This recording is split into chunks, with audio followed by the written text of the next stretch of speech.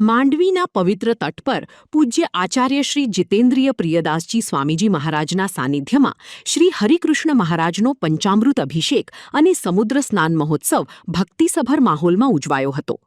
વૈદિક મંત્રોચ્ચાર સાથે મહારાજને પંચામૃત સ્નાન કરાવાયા બાદ શોભાયાત્રા સ્વરૂપે દરિયા કિનારે લઈ જઈ પવિત્ર સમુદ્ર સ્નાન કરાવવામાં આવ્યું હતું. આ અવસરે પૂજ્ય આચાર્યશ્રીએ આશીર્વચન પાઠવી આવા ઉત્સવોને આત્મિક શુદ્ધિ અને સંસ્કાર સિંચનનું માધ્યમ ગણાવ્યા હતા.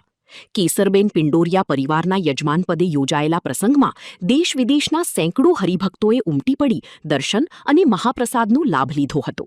સમગ્ર વાતાવરણ સ્વામિનારાયણ મહામંત્રના નાદથી ગુંજી ઉઠતા માંડવીમાં ભક્તિનો માહોલ છવાયો હતો. હું નરેન્દ્રભાઈ ધનજી પિંડોરિયા, ઘનશ્યામનગર.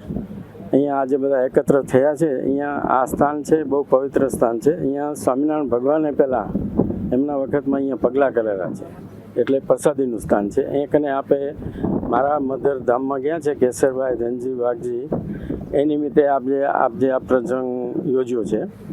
અને મારા પિતાશ્રી પણ આ પહેલાં અહીંયા પ્રસંગ બધો કરેલો છે માંડવીના બીચ ઉપર.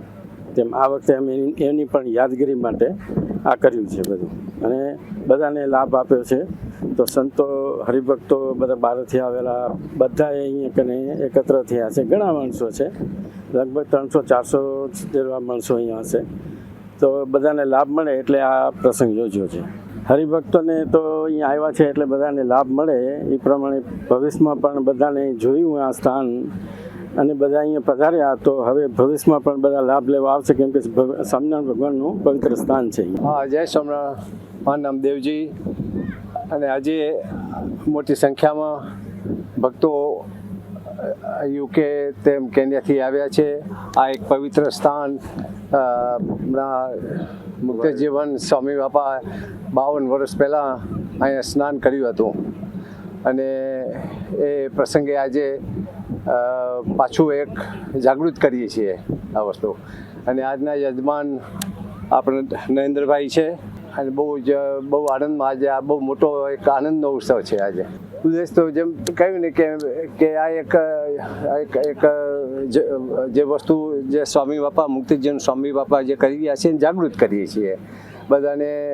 એક એ ટાઈપનો આનંદ છે આજે. અહીંયા લગભગ 300-400 હરિભક્તો બધા સ્થળથી, કચ્છના ગામોથી, તેમ યુકે, અલગ અલગ જગ્યાએ યુકે, કેન્યા, તેમ જુદી વિસ્તારથી ઘણા બધા હરિભક્તો અને કચ્છમાં બધે ગામમાંથી આવ્યા છે.